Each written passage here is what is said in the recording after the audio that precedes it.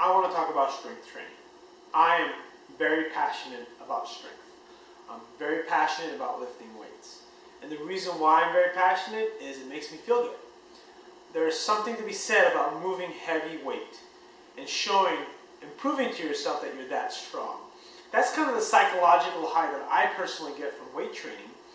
But what I try to teach clients, for those that don't like training, or for those that don't do weight training very often, I try to get people to prioritize their workouts primarily on weight training, for the simple reason that most people don't have a lot of time. And because people don't have a lot of time, they end up having to do cardio a lot of the time because they just want to lose the weight.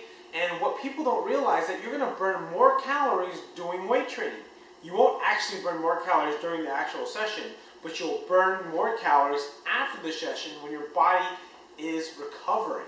So when your body is sore, not always sore, but when you do a really intense bout of resistance training, your metabolic rate is elevated for up to 36 to 48 hours afterwards, because your cells are repairing and a lot of metabolic processes are occurring to either make you stronger and or get you back to normal.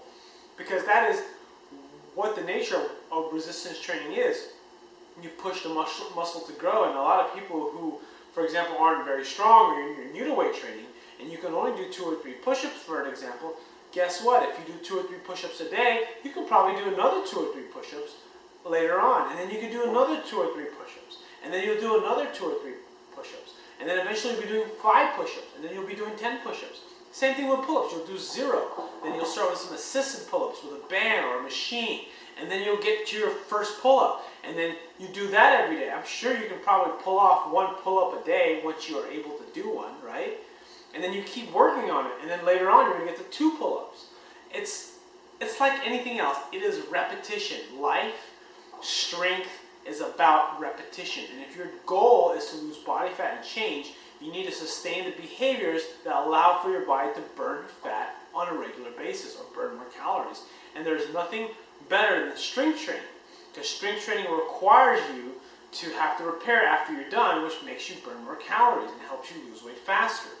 Cardio, on the other hand, you only really burn calories during the bout. I'm not saying cardio is a waste of time. I'm just saying that if you don't have a lot of time, you want to make sure you prioritize resistance training. If you want to prioritize resistance training if you don't have a lot of time.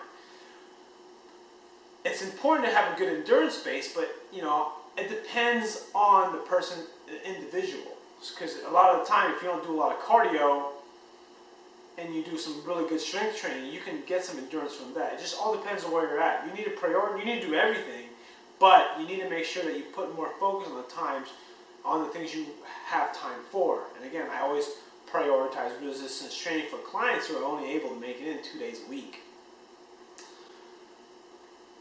The thing that gets me motivated and what makes me motivated to weight train the most is a goal.